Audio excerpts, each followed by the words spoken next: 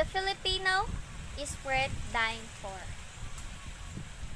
I have spent almost 8 long and lonely years in military confinement. The problem of martial law and its injustices have nagged me all these years. During those 8 years, I learned the true meaning of humiliation, of courage, of hunger, and endless anxiety. Rather than be better, I have learned to accept my suffering as a cleansing process and a rare opportunity to really grapple with the problems of the Filipino. I have asked myself many times, is the Filipino worth suffering or even dying for? Is he not coward who would readily yield to any colonizer, be he foreign or homegrown? Is a Filipino more comfortable under an authoritarian leader because he does not want to be burdened with the freedom of choice? Is he unprepared or worse, ill-suited presidential or parliamentary democracy? I have carefully weighed the virtues and the faults of the Filipino, and I have come to the conclusion that he is worth dying for because he is the nation's greatest unaided resource. He is not a coward. He values life and he tends to give his leader the maximum benefit of the doubt. Given a good leader, because he is a good follower, the Filipino can attain great heights. It would seem that he is more comfortable in being told to do than to think for himself. But this is only a superficial impression, because deep down his being, he loves freedom but puts the highest premium of human life and human dignity. Hence, he would try to adapt till his patience run out. Is the Filipino prepared for democracy? Definitely. Even before the arrival of a Spanish conquistador, he had already practiced participatory democracy in his barangay.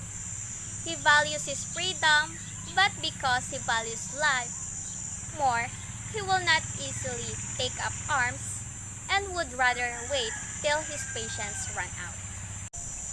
Yes, I have gained valuable insight in prison.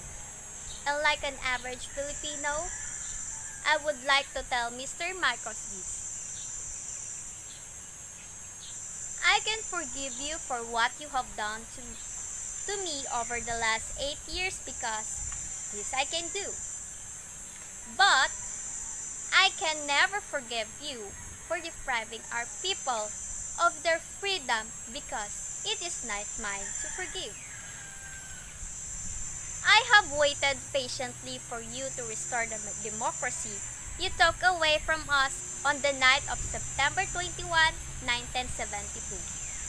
Like the average Filipino, please do not mistake my patience for docility. My conciliator, Tori, demeanor for cowardice and lack of will.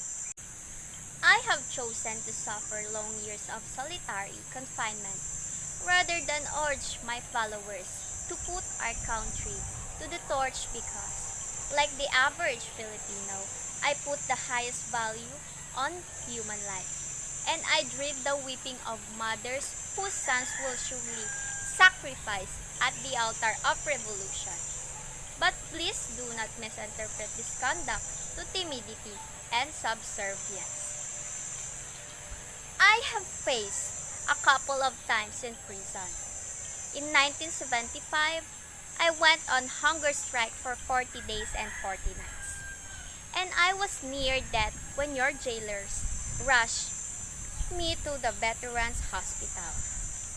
I faced death in your detention camp when your army's doctors diagnosed my heart ailment as mere muscle spasm, only to be told by doctor in the United States that I could have died for the heart attacks while I was languishing in your jail. Mr. Marcos, Please believe me when I tell you that, like the average Filipino, I will again willingly face that in a freedom struggle if you will not heed the voice of conscience and modernization. You were once a soldier, and you have repeatedly said many times, it is an honor to die for one's country and for one's freedom. I hope that you will now believe in what you preach, and I pray that you shall at last desist from further trying the patience and resolve of your countrymen.